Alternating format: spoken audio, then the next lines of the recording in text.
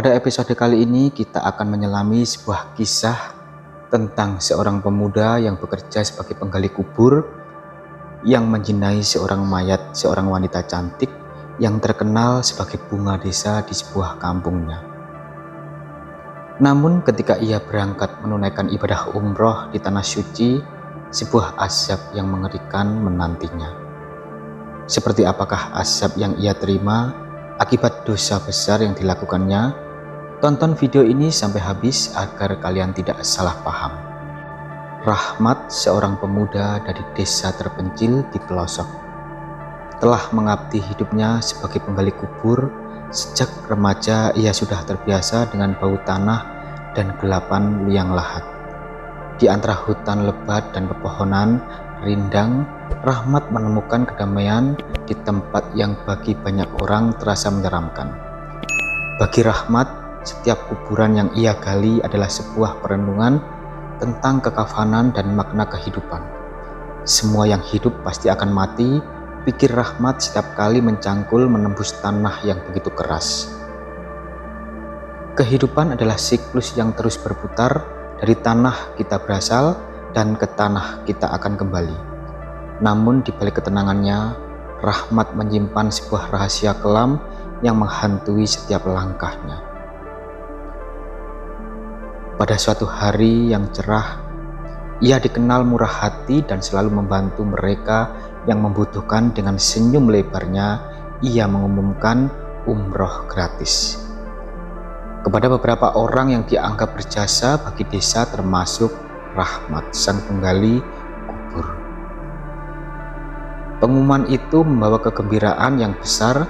Mereka yang terpilih merasa bersyukur dan terharu, termasuk Rahmat yang tidak pernah membayangkan bisa pergi ke tanah suci. Rombongan berangkat dengan penuh harapan.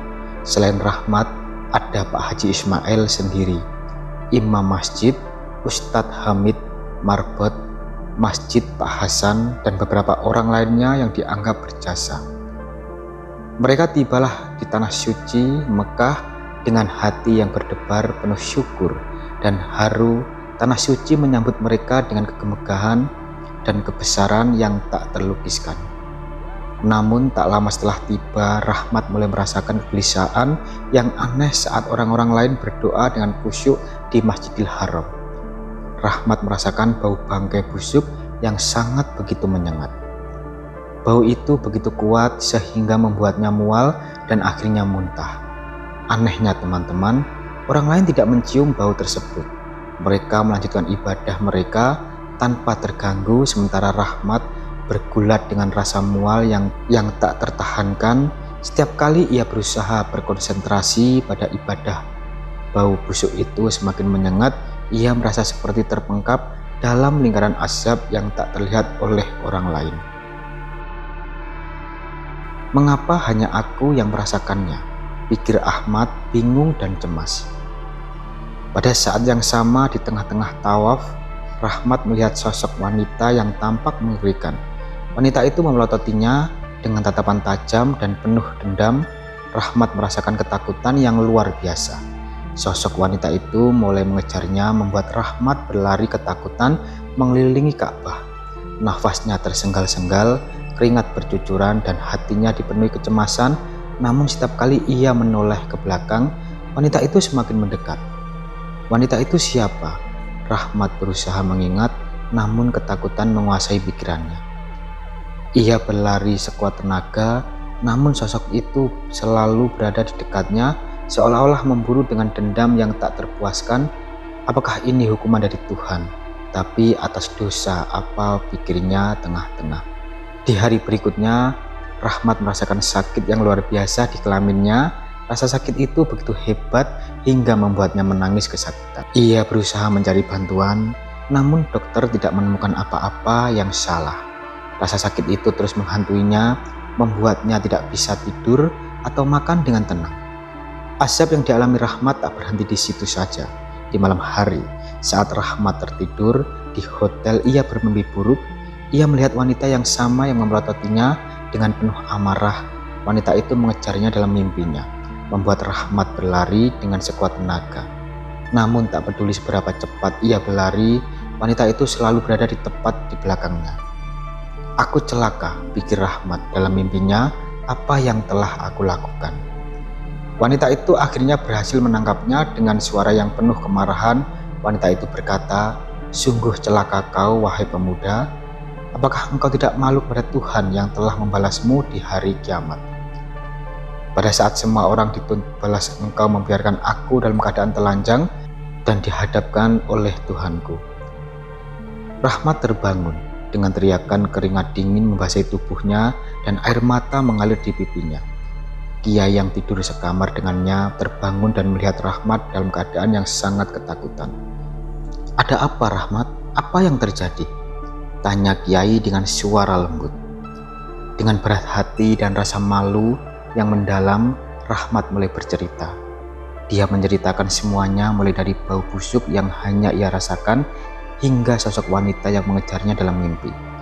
Ia juga mengakui dosa yang pernah ia lakukan di desa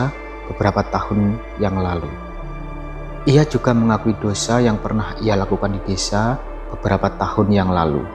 Rahmat menyukai seorang wanita yang dikenal sebagai kembang desa. Wanita itu cantik dan baik hati, membuat Rahmat jatuh hati padanya.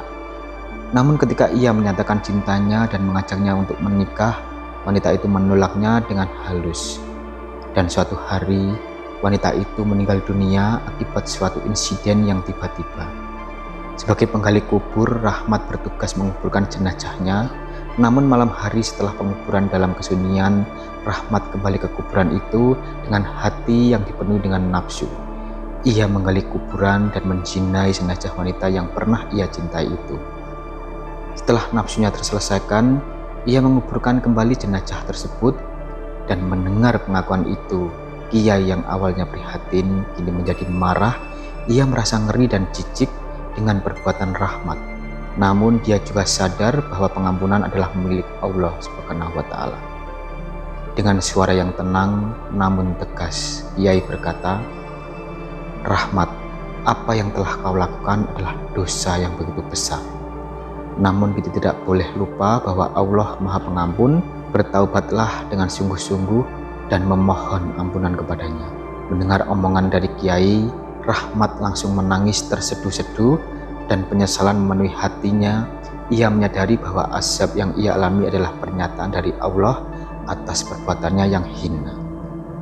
Dan di depan Ka'bah yang megah dan suci, ia bersujud dan memohon ampun kepada Allah. Dengan segenap hatinya, air mata membasahi pipinya saat ia mengucapkan doa yang tulus. "Ya Rob, ya Tuhanku yang Maha Pengampun, aku datang kepadamu dengan hati yang penuh penyesalan. Aku telah melakukan dosa besar yang tidak layak diampuni kecuali oleh rahmat dan ampunan-Mu. Ya Rob, aku memohon ampunan-Mu atas segala kesalahan dan dosa yang telah dilakukan." Rahmat merasakan ketenangan yang luar biasa setelah mengucapkan doanya, seolah-olah beban berat yang selama ini menghantui dirinya perlahan terangkat. Ia merasa bahwa Allah telah mendengar doanya dan memberikan kesempatan untuk memperbaiki dirinya. Setelah kembalinya ke desa, Rahmat menjalani hidup dengan penuh penyesalan dan berusaha memperbaiki dirinya. Ia lebih banyak beribadah dan membantu orang-orang di sekitarnya. Meskipun dosa masa lalunya tidak bisa dihapus, Rahmat bertekad untuk menjalani hidup dengan lebih baik. Semoga kisah ini menjadi pelajaran bagi kita semua. Saya akhiri, wassalamualaikum warahmatullahi wabarakatuh.